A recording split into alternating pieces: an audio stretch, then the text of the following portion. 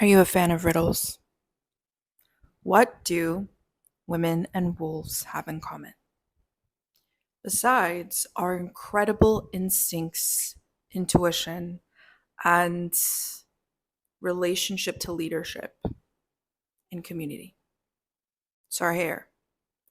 Our hair is the antenna to the absurd, to the energetic world, to the world for wolves that can predict where there'll be prey and the next feast for the pack. That will also be in tune with the health of the other wolves in the pack. When a wolf is pregnant, not pregnant, ill, entering into the next transition, the next life.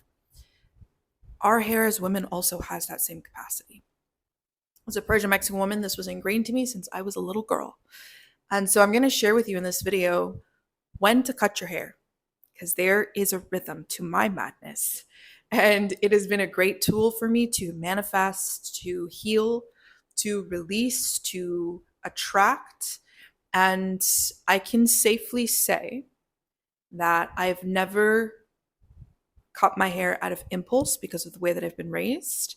And also, I've made some rookie mistakes when it comes to astrology specifically. And I'm going to share with you all of that throughout the video. Stay to the very end because I'll give you the certain astrological transits to be mindful of. But before that, the other thing that women and wolves have in common is that we use the moon as a timekeeper. The moon isn't this mystical, mythical thing that is controlling you. You are the myth. You are the mystic. The moon is just the timekeeper. Because there's some times in our lives when we are just so comfortable in routines, in the way that your hair looks, in the way life looks, that we can deny the way that we feel about things. So the moon is a great way to tell us it's a full moon, it's a new moon, I'm feeling these things are coming out of me, right? It's kind of like beauty. When you have beauty, it doesn't make you a mean person, it doesn't make you a good person, it just brings out those qualities in you. With money, same thing, it doesn't make you a bad or a good person, it just brings that out of you. So I want you to look at the moon like your timekeeper. The moon will give you the time on when to cut your hair. Okay? The moon also tells the wolves on when to enter into different seasons of hunting and gathering and doing all these things, right? So there's so much symmetry between wolves and women. If you haven't wormholed into that part of yourself yet, welcome. Welcome, my loves, to Werewolf herself, a she-wolf, since I was a little girl. And I'm super happy to share these things with you. So subscribe and let's drop in. Before you cut your hair, I just want you to pause and ask yourself a really great question. Why? Why do I want to cut my hair? Why do I instinctually feel like I want to cut my hair? What is the impetus, the inspiration, the intention? Was there a big moment in your life? Are you auditioning for a role? Are you launching a business? Are you just over something? Because that intention will then tell us, do you actually need to cut your hair? Or is this just you trying to create chaos in your life because it's not the time yet? Or is it the time? Okay, cool. Let's now get you lined up with the moon so you get the maximum benefits for your intention, right? So this is the witchy thing. It's not witchy. It's literally just intelligence that has been built into us because we are part of the animal system. And I find that when we honor our nature, we honor time with the moon, the sun, the stars, the planets, we can live in such a harmonious way where we don't work against the grain and we really work with our feminine essence. Because what did I say in the very beginning? Your hair is your superpower. It is your feminine ancient ability to sense what is on your path, what is not on your path, who is for you, who is not for you.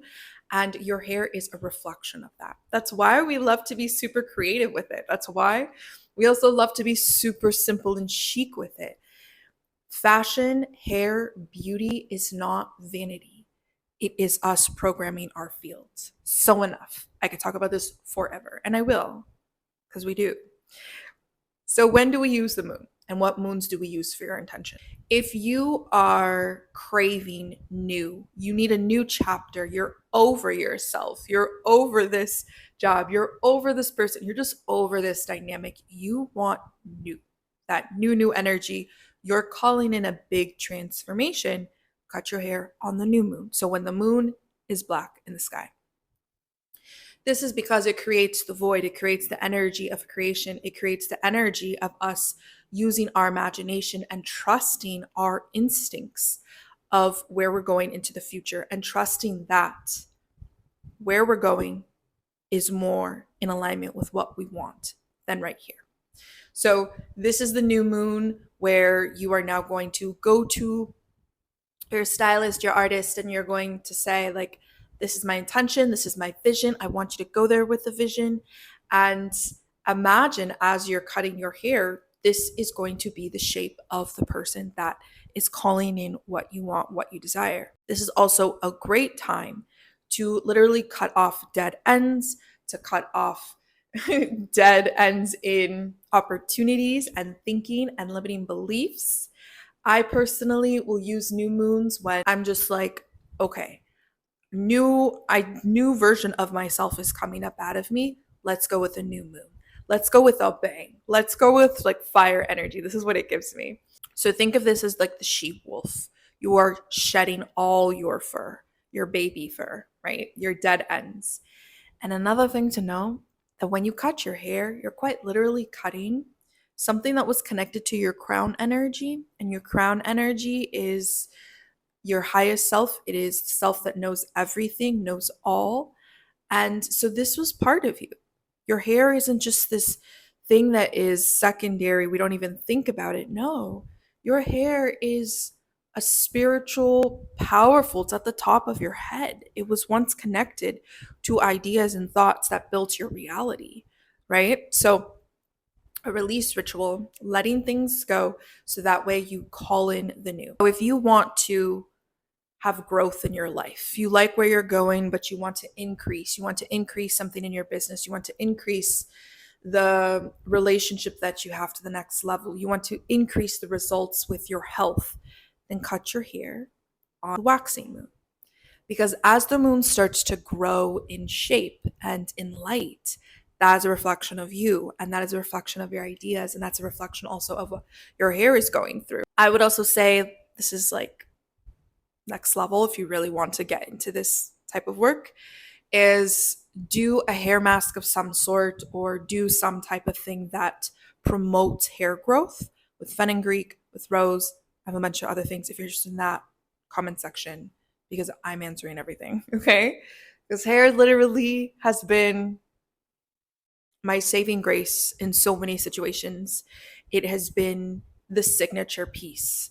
And I've also helped a lot of people around me with their hair that just naturally came up, and I just help them. Also, I was called hairy my whole entire life, so now it's my weapon, okay?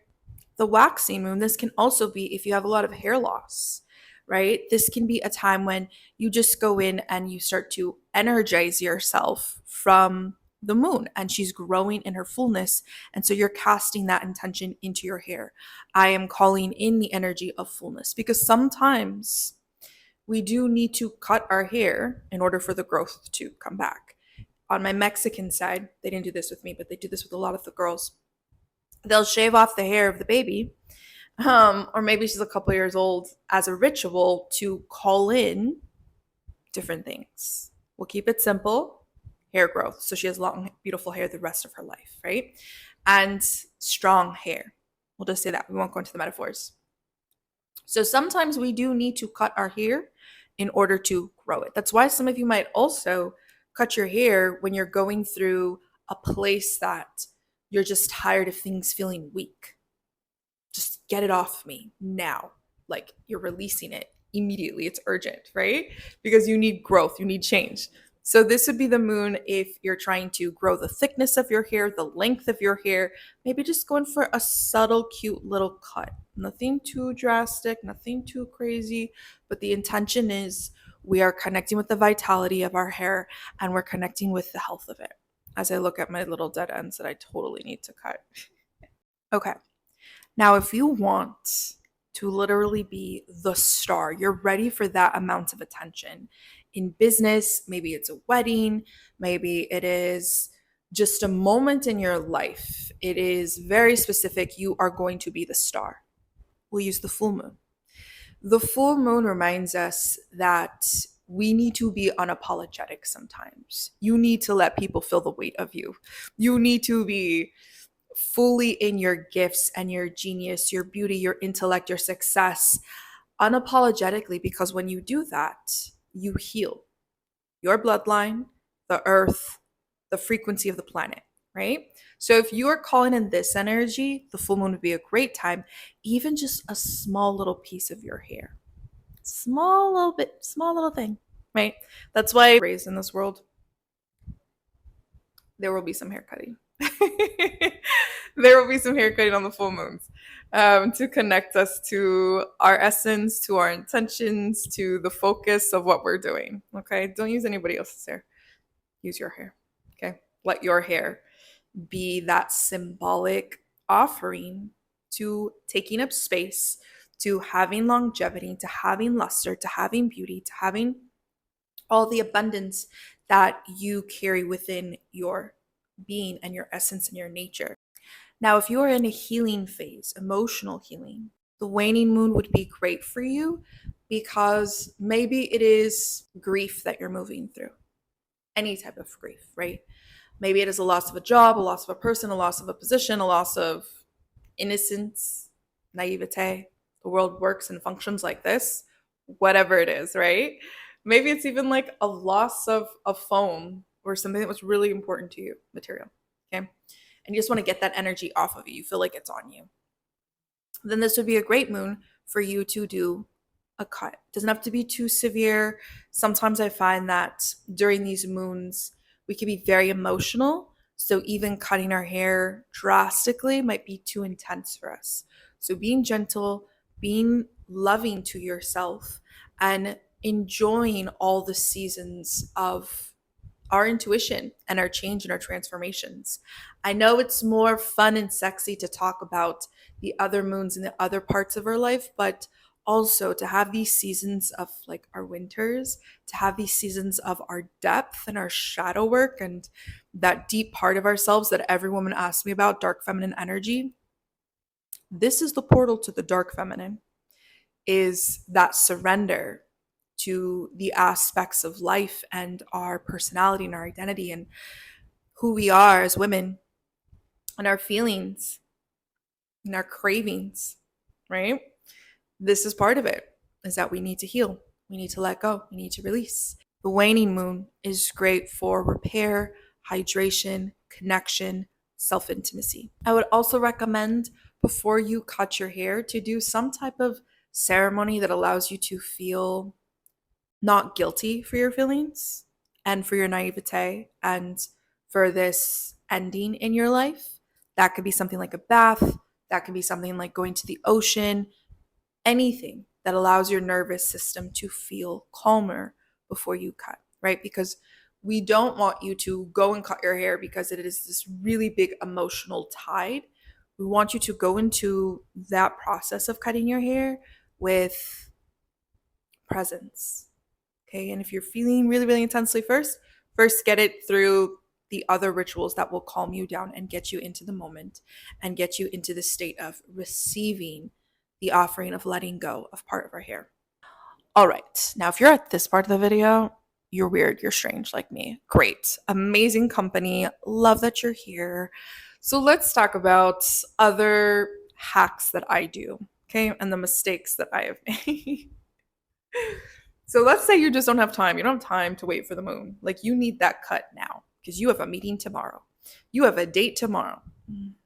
You have to record something for now. Like whatever it is, you need to cut your hair. Okay, got you.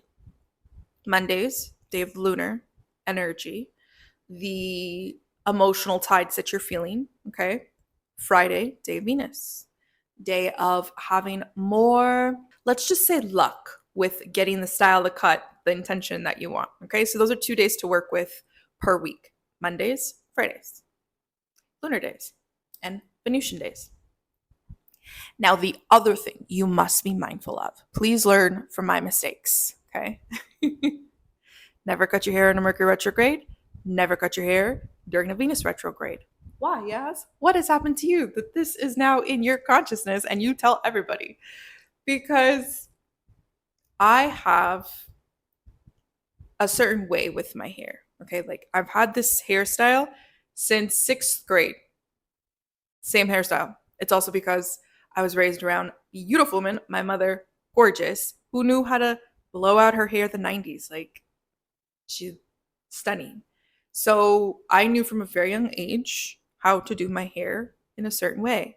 I have now stuck with that way, and I've tried so many different things. And I've tried to cut my hair on a whim during both a Mercury retrograde and a Venus retrograde. And let me just tell you, those 2 times I cried in that chair so hard. So hard. No, it wasn't with my stylist who I used to go to. It was with the newest stylist. And the thing that was really interesting is that during a Venus retrograde, it was an envious stylist. She messed up my hair and I felt it. I felt it. I would even say apply this to any beauty procedure that you do, because I've also gone to someone that did my brows. It was a new person. She messed up my brows. Never, ever, ever go to someone new during a Venus or Mercury retrograde, okay? I still do my beauty treatments during Venus retrograde. I'm just very analytical and I go in there and I tell them how to do it. I may be more annoying, but I learned from my mistakes. Learn from my mistakes. Okay. So in Mercury's retrograde, the communication might be off between you and your artist. There just might be mixed wires, especially if they're new, if they're familiar with you, they know how to move through it. Okay. But your intention may be off. Okay. Venus retrograde, it could be a jealousy thing, envy thing. And I also find it could be a lack of harmony. So you go in there with a certain focus, and this is the style that you want, and the stylist just gives you something totally different. It just didn't work, right? Because there's not a harmony in hearts, in vision, in application. So don't do that.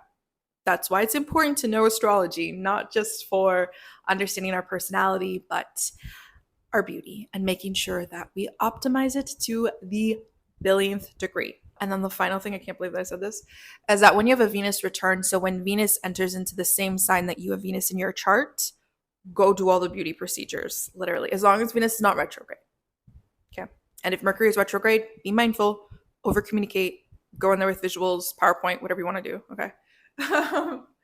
Because Venus returns are incredible for making more money really easily, tapping into our feminine energy, and allowing our beauty to be to the next level. Okay? I pray this was helpful, my loves. Of course, put in the comment section any questions that you may have. And I pray that you grow the mane of a she-wolf that you desire, that you cut it in the way that you find the most beautiful on you, and that you remember you are powerful in every part, every essence, and your beauty is your strategy. Okay. Talk to you later.